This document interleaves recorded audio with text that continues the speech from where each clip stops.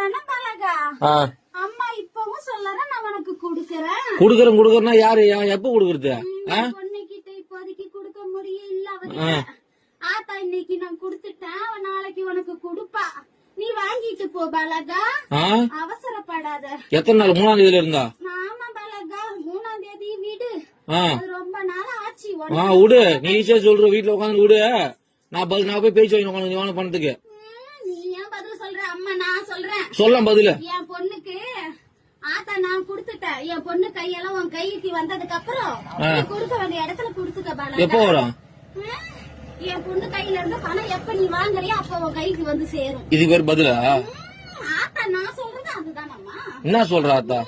அம்மா இன்னைக்கு கொடுத்திருக்கேன், நாளைக்கு என் பொண்ணு கையால நீ வாங்கிட்டு போ பாலகான்னு சொல்றேன். நாளைக்கு? ஆமா பாலகா. எத்தனை நாளா பாலகா இது?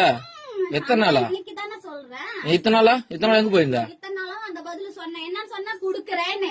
இன்னைக்கு என் பொண்ணுக்கு கொடுத்திருக்கேன், நாளைக்கு நீ வாங்கிட்டு போ பாலகா. உன் பொண்ணு கொடுத்தது இப்ப உன் பொண்ணு எடுத்து கட்ட சொல்லு முதல்ல. என் பொண்ணு கையில இன்னும் பணமா வந்து சேரல. அப்புறம் கொடுக்க வந்து சீரை தான் கொடுத்திருக்க இன்னைக்கு. என் நகையா பவுனா கொடுத்து வச்சுக்கிறியா?